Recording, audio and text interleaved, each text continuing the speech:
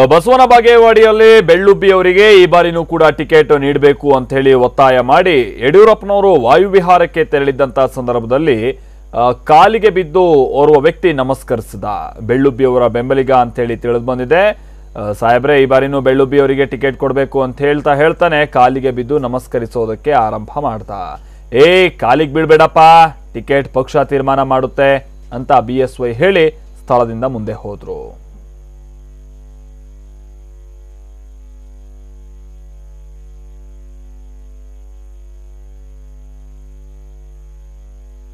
ಈ ಹಿಂದೆ 2008ರ ಸಂದರ್ಭದಲ್ಲಿ ಬಿಜೆಪಿಯಿಂದನೇ ಸ್ಪರ್ಧಿಸಿ ಗೆದ್ದಿದ್ರು ಬಸವನ ಬಾಗೇವಾಡಿಯಿಂದ ಬೆಳ್ಳುಬ್ಬಿ ಅವರು. ಅನಂತರದಲ್ಲಿ ಕಳೆದ ಬಾರಿ ಶಿವಾನಂದ ಎಸ್ ಪಾಟೀಲ್ ಅವರ ವಿರುದ್ಧವಾಗಿ ಸೋತಿದ್ರು ಬೆಳ್ಳುಬ್ಬಿ ಅವರು. ಬಸವನ ಬಾಗೇವಾಡಿಯಿಂದನೇ ಸ್ಪರ್ಧಿಸಿ ಈ ಬಾರಿ ಬಸವನ ಬಾಗೇವಾಡಿಯಲ್ಲಿ ಬೆಳ್ಳುಬ್ಬಿ ಅವರಿಗೆ ಟಿಕೆಟ್ ಕೊಡಬೇಕು ಅಂತೇಳಿ ಒತ್ತಾಯ ಕೂಡ ಅವರ ಬೆಂಬಲಿಗರು ಮಾಡ್ತಾ ಇದ್ದಾರೆ. ಎಷ್ಟರ ಮಟ್ಟಿಗೆ ಅಂತಂದ್ರೆ ಬಸವನ ಬಾಗೇವಾಡಿಲಿ ಮಾತ್ರ ಅಲ್ಲ, ಬೆಂಗಳೂರಿಗೆ ಬಂದು ಕೂಡ ಅವರ ಬೆಂಬಲಿಗರು ಒತ್ತಾಯ ಮಾಡ್ತಾ ಇದ್ದಾರೆ.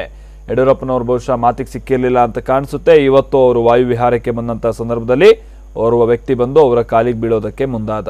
ಫಸ್ಟಿಗೆ ಏನೋ ಮಾತನಾಡ್ತಿರ್ತಾನೆ ಯಡಿಯೂರಪ್ಪನವರು, ಏನು ಎತ್ತ ಅಂತ ಕೇಳ್ತಾ ಇರ್ತಾರೆ. ನೋಡ್ತಾ ಇದ್ದಂತೆ ಆತ ಕಾಲಿಗೆ ಬೀಳೋದಕ್ಕೆ ಆರಂಭ ಮಾಡ್ತಾನೆ. ಆನಂತರದಲ್ಲಿ ಯಡಿಯೂರಪ್ಪನವರು ಏನು ಮಾತಾಡಿಲ್ಲ, ಇರ್ಲಿ ಬಿಡಪ್ಪ ನೀನು ಆ ಕಡೆ ಹೋಗು ಅಂತ ಹೇಳಿ ಬೈದು ಆನಂತರದಲ್ಲಿ ಯಡಿಯೂರಪ್ಪನವರು ಸ್ಥಳದಿಂದ ಹೊರಡ್ತಾರೆ.